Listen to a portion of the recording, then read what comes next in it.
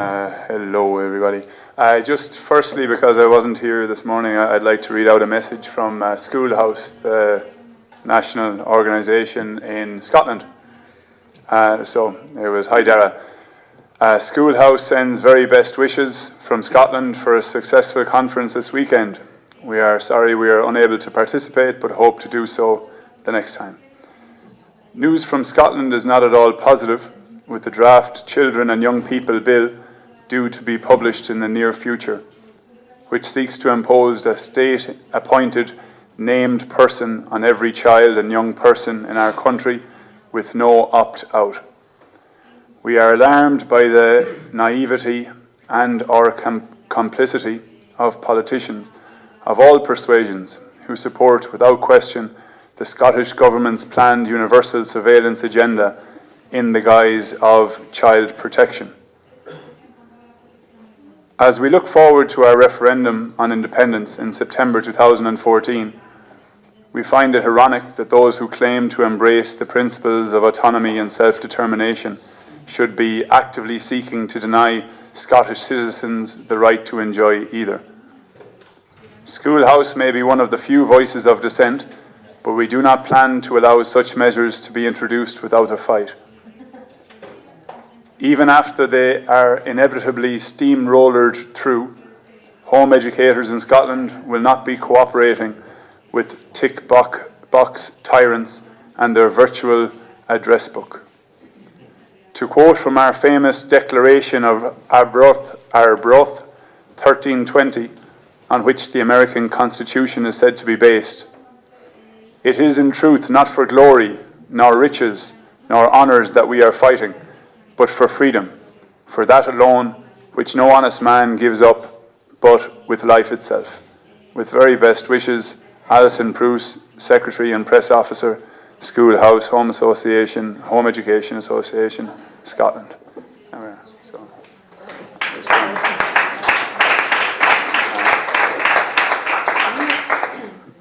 So I'm going to talk a little bit about my personal experience. Even though I came from a country in which home education is enshrined as a right in the Constitution, I wasn't actually aware of home education beyond what you might see in your typical American film, homeschooling, family, etc. And I remember we commented on the possibility when our children were my eldest daughter was an infant, and we weren't even aware that it was a possibility, because you're so used to the fact that school is the thing that your children will do that it's very hard to move away from that. But our children had some difficulties in school. My eldest daughter was afraid going to class, and it was something that we found as parents that we had to try and deal with. So we went to talk to the teacher, we talked to the psychologist, we talked to the head of the school, we talked to the inspector of the zone, and it was like, because the work was done and the children were quiet in class, the answer was the teacher isn't going to change, and that maybe we should consider moving to a more progressive school, and my wife got in contact with some home educators, among whom Daragh was here, back in 2008, and we found out that home education was a possibility. There were people doing it. And so we started considering it as a possibility, and in the end we took our kids out of school, or they went to their last day in school in June 2008. And we went to the Encuentro Valley in September 2008, and we met Natalia and Rafa, who are here, for example, and we felt really at home with the people that we met, and we felt that it was something that was very interesting, and it was something that we were interested in trying. And so educationally, I think that like many families, because you have school very much the way in which schooling is carried out very much ingrained in you. We started off buying textbooks and pencil cases and all the rest on the September. Woke the kids up early and didn't work out actually.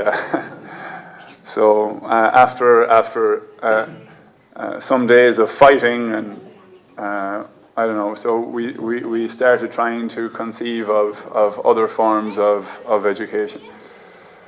And we discovered autonomous education, the philosophy behind it, unschooling,